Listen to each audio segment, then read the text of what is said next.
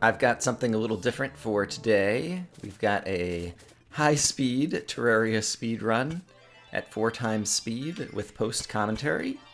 This was something I live-streamed a few days ago, and the goal is to get the Knight's Edge, which is a sword that you get by combining 4 other swords, one of which you craft from materials in the jungle, one of which you craft from materials in the underworld, and a couple others that involve bosses. I already managed to find a life crystal in this world, and started finding some gold, and right here I find a blizzard in a bottle, which is a great accessory that gives you a double jump as well as a little bit of a speed boost. And so that was very fortunate to find at the beginning of this run, and so it was off to a good start. Terraria speedruns always happen in a small world, because a small world tends to have just as much good loot as larger worlds. However, everything's in a more compact space. There's crimson in this world, which I don't love. However, shadewood trees that I'm trying to chop down here can be crafted into some good armor. I take a death right there. Unlike a lot of speedruns, I'm not playing this hardcore style. I'm doing anything that's allowed in the game. I've got a softcore character. I can die, I can save and exit, I can do whatever I want. The goal is just to complete the speedrun as fast as possible. And so I took the shadewood from that tree and managed to make myself a chestplate that gave me 2 defense. And I'd also found a blowpipe in a chest. You might have seen me shooting it earlier. There, I'm shooting it against the antline right there. And now I'm chopping down cactus, because cactus can also be made into some early game armor, strangely enough, as well as a cactus sword. And so now I've got a full suit of armor that's giving me 4 defense, which is not a lot, but better than nothing, and a cactus sword, which is better than the original sword you start with in the game. At this point, I'm exploring the surface, hoping to find chests with other loot, as well as just kind of map out the world and get a sense of where the dungeon and or the jungle will be. And at various periods throughout the commentary, I'm just going to kind of pause and let the game play when there's nothing too interesting going on. In general, with a Knight's Edge speedrun, one of the most important things to do is either to defeat the second boss, either the Eater of Worlds or the Brain of Cthulhu. In this case, it'll be the Brain of Cthulhu. Let's come back to that. I'm exploring the dungeon here, hoping to find a water bolt at the entrance, but if you go too deep into the dungeon before you've defeated Skeletron, the dungeon master, dungeon guardian, just come and insta-kills you, and so that's what just happened right there. As I was saying, other than exploring for good loot right at the beginning, the 2 main things you'll need to advance are either to defeat that second boss. Ooh, I just got a warding shackle right there. And that is a terrific defense piece. It gives me 5 more points of defense.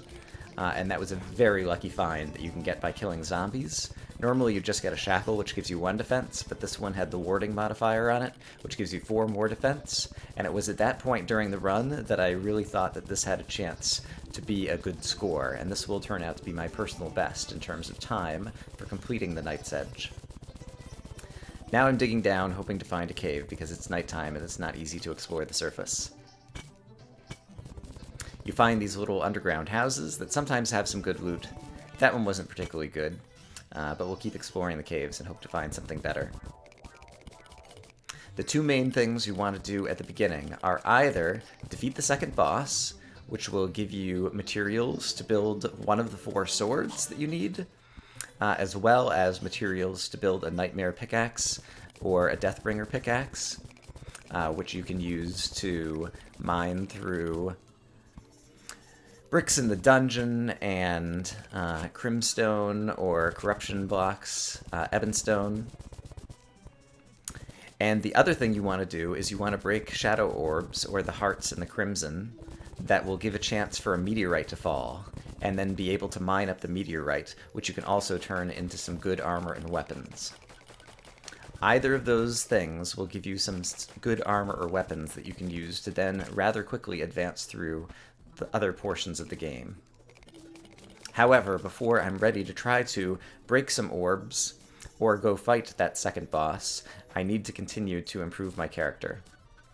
I go ahead and mine up some lead so that I can make an anvil, and it just so happens that I found some amethyst so I can make a grappling hook. and that is also a very useful item. Mobility is key, especially in speedruns, but in general in this game, and so now I have a double jump and I have a grappling hook, and so that'll allow me to cave a whole lot more easily and quickly. I'm hearing monsters in different directions, and so I'm trying to dig towards them. I find an ice chest that's got a flipper, which is nice. That'll make it easier for me to swim underwater and be less likely to drown as I'm exploring caves. And I think it had some kind of modifier on it. Something like lucky that gave me extra critical strike chance or something. I can see there's another gold chest over here and a life crystal. It turns out during this run, I'm going to eventually find a lot of life crystals. At the beginning of the run, anytime you find a life crystal, you want to go ahead and immediately use it to increase your maximum life. I found 2 so far, and so I've gone from 100 up to 120 and then 140. However, you have to be careful if you're going to get more than 180 life, because once you go up to 200, then certain events can trigger themselves that you might not want, but we'll get to that a little bit later. At this point, the run is going pretty well. However, here I stumble into a spider cave, and spiders are very dangerous. They end up killing me. I'm trying to decide what to do next. I have some inventory that needs to be managed. Inventory management is always a challenge in Terraria, and perhaps doubly so in a speedrun. I just use one chest to store some items that I'm going to be holding on to, and otherwise keep everything else in my inventory. I decide at this point that it's very important to try to get into the Crimson and break an orb to get a chance for a meteorite early in the game. Once you break an orb, I think it's the case that 1 in every 3 nights has a chance of having a meteorite fall, which is a good source of various things you need. So I broke my first orb, and I also got the Undertaker, which is a gun that you always get when you break the first orb in the Crimson. And eventually I'm going to need a boss battle in here, and so I'm going to start setting up an arena for this area, and lighting up this area for where I'll eventually fight the Brain of Cthulhu, which is normally the second boss in the game. I'm now trying to break a second Shadow Orb, or Crimson Heart, or whatever these things are called. If you break 3 of them, you will spawn that second boss. I'm just going to break 2 of them so I can get the loot out of the orbs, and be ready to fight at some point in the future. I got another Undertaker gun. This one was a little bit better than the last, and so I keep the newer one and throw away the older one. And then we'll have to watch, because I don't remember exactly what happens next here. In any case, the earlier that you can defeat the second boss, the better off you're going to be. Oh, right, I end up dying to some of these spiders inside here. And now I'm trying to decide what to do, because I have a number of different options of what I could do next. And I decide that based on my current level of gear, I will be strong enough to defeat the Eye of Cthulhu, who was the first boss, and in a previous gold chest I managed to find an Eye of Cthulhu summoning item. With any of the bosses in the game, it's almost always the case that you get to choose the time and place that you're going to fight those bosses, and so you can have the opportunity to set up an arena before you fight the bosses, and so that's what I'm doing here, setting up an arena to fight the Eye of Cthulhu. For the most part, the most important thing in Eye of Cthulhu battle, if you're going to try to do it early, I believe is vertical movement, and so I'm giving myself some wooden platforms so I can jump up and down, and then lighting up some of the outside so I can see zombies coming, and I think to erect a wall on both sides of my little spawn area so that zombies won't be able to jump over the wall. At this point, I'm trying to get my potions and buffs that I've managed to find ready, and now we summon the Eye of Cthulhu. I have a number of shurikens, and so they're going to be my main weapon that I use at the beginning of this fight. Fortunately, oftentimes after you throw a shuriken, it will land on the ground and you can pick it back up and reuse it. Sometimes the shuriken ends up being destroyed. The Eye of Cthulhu is, the first time you play Terraria, it's a pretty scary boss. However, after some practice, it's relatively straightforward if you have a reasonable amount of gear and some buff potions. At this point, I believe I have a Swiftness potion, an Iron Skin potion, a Night Vision potion. Once you get the boss down to half health, he changes to his second form, where he becomes more aggressive. I'm using my blowpipe now to fire at him and just kind of kite him around and dodge him, occasionally using a healing potion when necessary. and then I'm going to throw some more shurikens, and then even try some grenades, which I only have a few of, to try to finish off this boss. And a little bit earlier, I did use a full few bullets out of the Undertaker as well. But I've got a limited supply of bullets for that gun, and so I want to hold on to them for when I really need them. But the Eye of Cthulhu goes down, and that gives me the materials that I can use to craft the Blood Butcherer, which is one of the 4 swords that I need in order to eventually craft the Knight's Edge. So in a sense, our task is now 1/4 complete. At this point, it's time to do some more inventory management and decide what is the next course of action. We weren't lucky enough to have a meteorite fall during that night. If a meteorite does fall somewhere, there'll be an announcement in the chat on the bottom of the screen. And so I'll have to wait before I'll be able to try to leverage the meteorite in order to get some more good resources.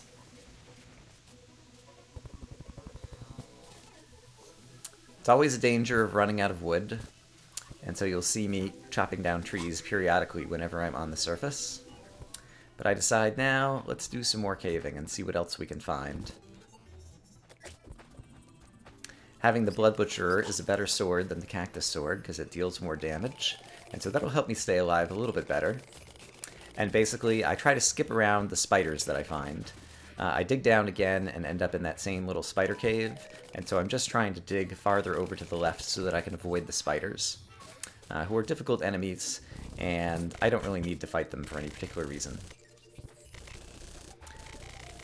I'll use this technique a lot, where I dig down under some water and then cover up over my head, and then just continue digging down. You end up with a little bit of water in your cavern. Hey, there's another life crystal. We're up to 160 life now. And there's another one. We're up to 180 life. So this run has been going very well in terms of life and mobility power-ups. Now we're just exploring as many caves as we can, trying to find more good loot. In general, it's great to fill out all of your accessories, and there I got Hermes boots, which allow me to run faster on flat land. Hermes boots are actually really valuable in a speedrun, because there is a lot of travel to the left edge of the map and to the right edge of the map in order to get to the jungle and to the dungeon. And you often have to make the trips more than once, and so having the Hermes boots is a great way to speed things up. I'd also found a mining potion, and so I decided to use the mining potion while I'm going caving, which allows me to dig 25% faster. And at this point, we're just trying to find more loot. I'm fighting off some slightly more difficult enemies in the ice area, but the ice area can sometimes also have better loot. And I find some gold. I had a Spelunker potion that I didn't notice in my inventory, and so I used that Spelunker potion to find certain ores, as well as some more caves, and possibly chests. Gold ore can be useful, because if you make a gold pick, it is capable of mining meteorite. The pick that I have right now isn't capable of doing that. And so I'm thinking I should gather some gold, so that if a meteor does fall, I can go ahead and mine those materials, and use that for future weapons and armor that I might use for defeating the second boss.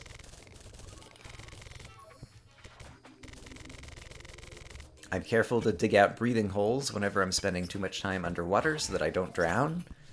I've gotten better. I used to have quite the habit of drowning. And I'm also doing a reasonable job of avoiding traps. Throughout the caves, there'll be various traps, dart traps that fire at you and boulder traps that try to drop boulders on your head that do a ton of damage. Maybe 50% of the time I manage to avoid them. I found some more gold. At this point, I'm convinced that I have enough gold that I could craft a golden pick. And so I'm going to quickly explore a little bit further in this cave, just to see if there's any other good loot available without having to do too much more digging. But my mining potion has run out, and at this point I'm pretty happy with the set of loot that I've managed to collect so far. So I use a magic mirror, or a recall potion as it's actually in this case, to go back up to the surface and craft my gold pick. I'm checking out the rest of my gear, doing some more inventory management, and trying to decide what I want to try to tackle next based on the amount of gear that I have so far. I think at this point I'm going to decide to go back into the Crimson and try to defeat that second boss. My armor is still a little bit low, and I'm not particularly good or practiced at this boss. A blood moon happens, And at first, I think maybe I shouldn't fight the boss during the Blood Moon. But then I decide that I've got the area kind of closed off, so we shouldn't have many other mobs who attack, and in fact I erect a few more walls to close off the rest of the arena, so it should be just about only the boss that I have to deal with in this area. Once again, I'm going to put up some wooden platforms to give me mobility during the boss fight that's going to be upcoming. I'm also going to put out a campfire. When you're standing anywhere with a campfire on the screen, you get extra regeneration, which allows you to recover life hearts more quickly. And at this point, I pretty much have a reasonable boss arena to try to fight the second boss. The only thing left to do is to use some bombs. Since I can't break the bricks around here, I need to use bombs in order to break them, in order to get over to the final heart orb that I need to break. And I'm pretty poor at placing the bombs, and so it takes me a lot before I finally manage to get in there. But I finally managed to place the bombs correctly, break the orb, and it's going to be boss battle time. The Brain of Cthulhu teleports around and has these little balls that kind of like shoot at you and bounce around all the time. I have an Iron Skin potion going once again, and it looks like a Swiftness potion. And combined with my other mobility power-ups, I can actually move very quickly, and so as he teleports around, I can get away from him and just try to hit a few of the things that are coming at me. Occasionally, when you kill one of those little orbs, they drop life hearts, and so that's also helping me stay alive during this battle. And I think this is actually the longest battle I've ever had against this boss. It takes a while. I finally managed to destroy all the orbs, and then of course the boss goes into his second form, where he rushes you and teleports towards you. I deal some more damage, all the while collecting some of the drops that this guy drops as you defeat different pieces of him. But eventually right here he ends up killing me. But it's okay, because I've managed to collect enough Crimtane ore and tissue samples that I can now craft the Deathbringer pickaxe. Unfortunately, this means that the gold pickaxe that I just crafted is kind of useless, because I've got a much better pick now.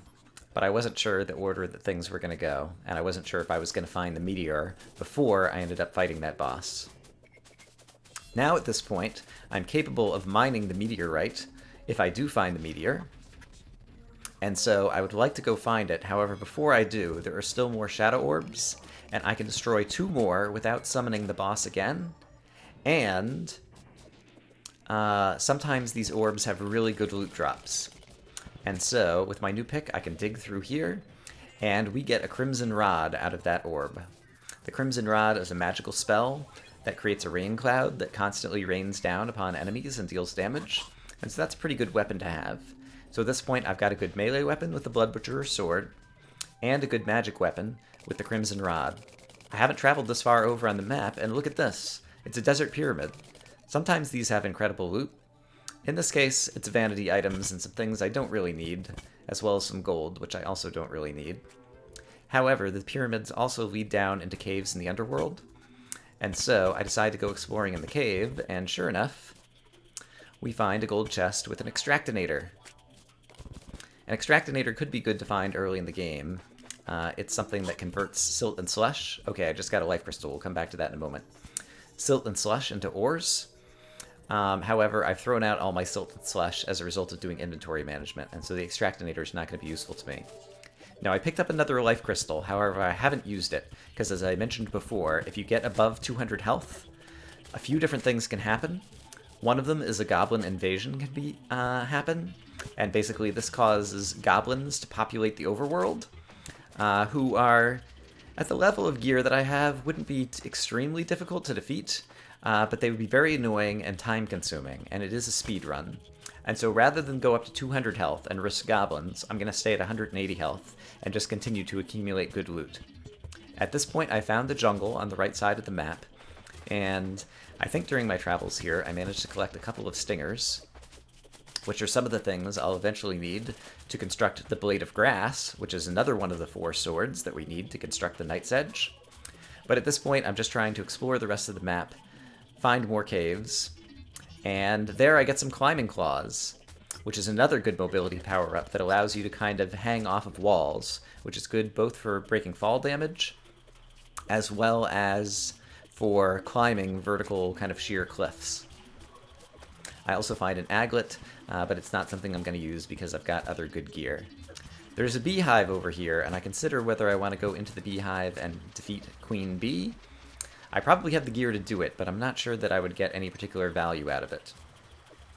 At any point, in any case, the jungle is still a relatively difficult area, given the amount of defense I have, because I'm still wearing, I guess, cactus shirt and pants, and the shade. I guess I've got a full cactus suit. And so I have to set down a campfire in order to kind of like let myself recover while I've boxed myself in from all the jungle enemies who are about to defeat me. And then I spend a bit of time here trying to manage my inventory and decide how much jungle loot I'm going to try to go and get right now. I think I waste a little bit of time here, but I do find another life crystal.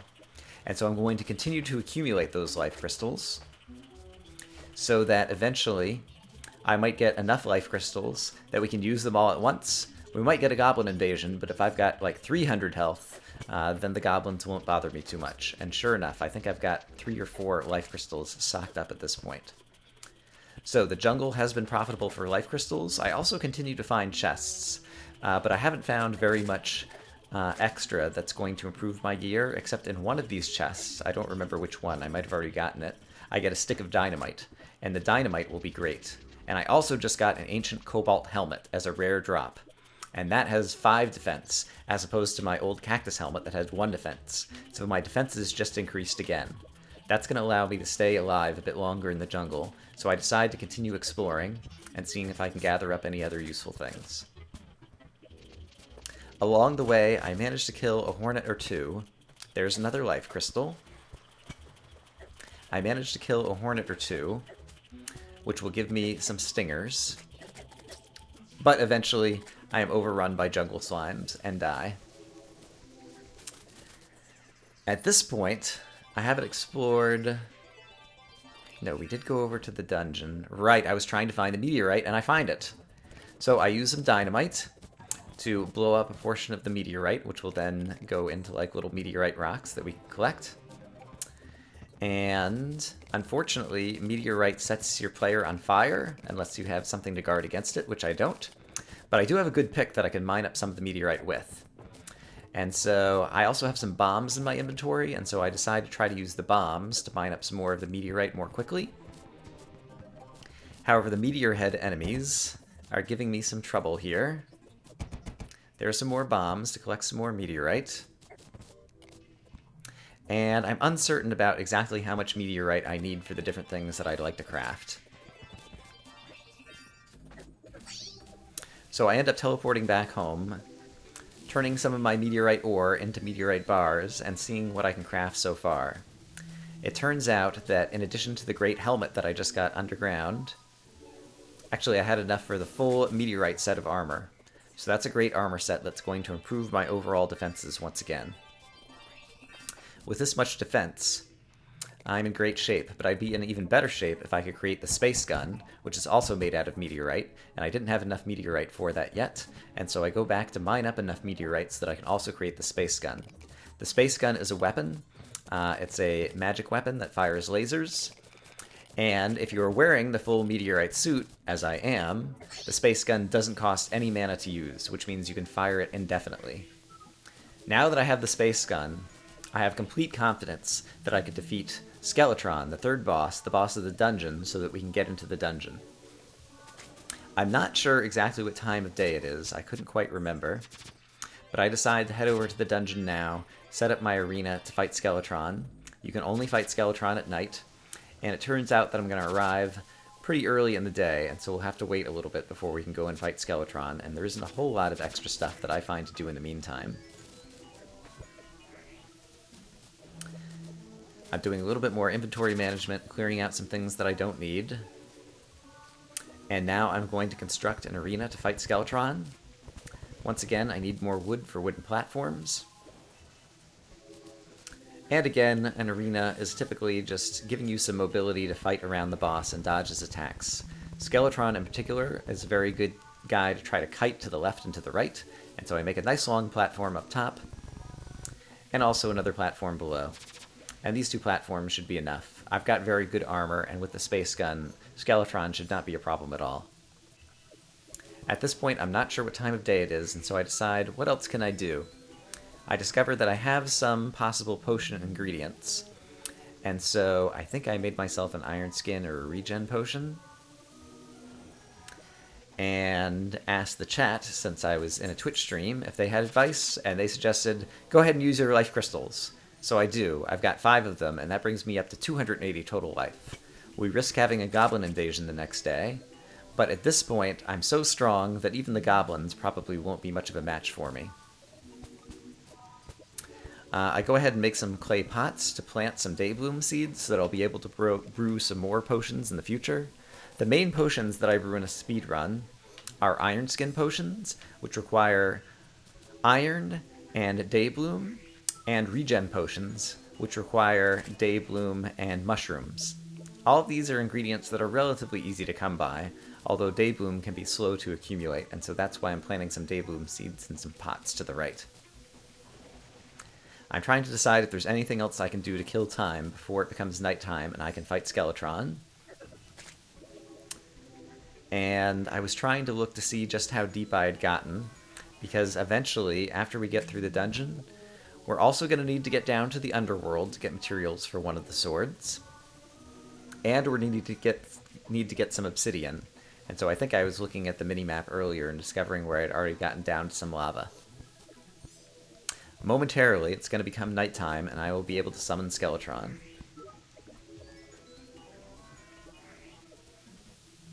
Skeletron is a boss that comes in 3 pieces. He's got a skull head, who attacks you melee style, as well as some hands at the end of long arms that also do melee attacks, but the hands kind of swish around. Here's Skeletron. Since I have the meteor suit, I can fire the space gun indefinitely, so I just hold down the button, continually fire at him, and just try to dodge to the left and to the right, back and forth, without taking too much damage. I didn't even use buff potions during this battle, because at this point, with 280 health and the armor that I have, Skeletron goes down very easily. Once he's down, I'm now free to enter the dungeon to try to find a gold chest that contains the Muramasa. We need golden keys to open those golden chests, and the keys can either be dropped by monsters who are in the dungeon, or be found in other chests in the dungeon. I get very lucky. It looks like the first chest that I found contained the Muramasa. In a previous run, it took me like 10 or 12 chests, and I ended up spending half an hour in the dungeon. The Muramasa is a good sword, but I've also got the space gun, which shoots lasers that give off light, and so I use the space gun to kind of give me light on the surface since it's dark out now. But at this point, I decide I'm going to head back to the dungeon because I have enough gear, back to the jungle, because I have enough gear now that the jungle should be easy pickings. I need to collect stingers and jungle spores. Jungle spores are little kind of clusters of light that we find in the jungle. I'll point one out shortly. Stingers are dropped by jungle slimes and hornets, who shoot stingers at you. And I need 15 stingers and 12 spores in order to craft the Blade of Grass, one of the 4 swords that I need. I also find some loot chests, but again, it's nothing that's really going to help me at this point.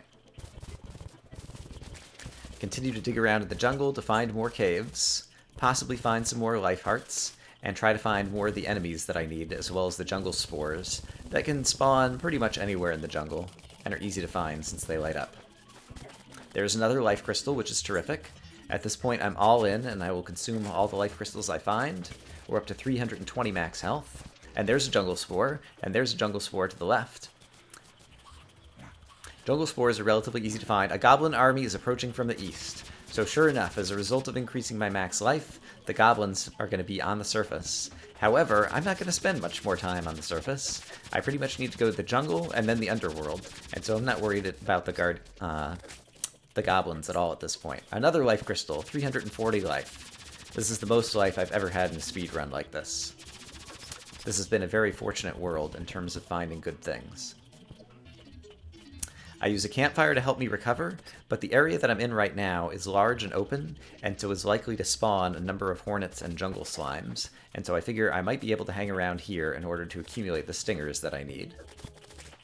Even with the level of gear that I have, it's still the case that the jungle can be a dangerous place when various monsters gang up at you or shoot at you from afar. At this point, it's the case that after I get the ingredients to construct the jungle sword, all we'll need is ingredients to construct the fiery greatsword, which you get from hellstone in the underworld, as well as obsidian that you find where water meets lava. So those will be all the other ingredients. Once again, recall that I've already got the Blood Butcher from defeating the Eye of Cthulhu, as well as the Muramasa that we found in the dungeon after defeating Skeletron. I'm keeping a close count on how many stingers I've accumulated. At this point, I believe I'm just waiting to get up to 15 stingers and trying to stay alive all the while. And it looks like I finally got them. I can construct the Blade of Grass, which does more damage than the Muramasa, but is very slow to swing. The Muramasa is very fast to swing. There's the goblins who are on the surface, and some of them a little bit underground, but the goblins are no match for me, and once I get deep enough underground, we won't encounter any more goblins. At this point, I have 3 of the 4 swords I need to construct the Night's Edge, so now it's down to the underworld. We need to stop to mine up some obsidian along the way, and I can see that there's lava to the left, and so I'm going to head down there. And then it's down into the underworld to get the Hellstone.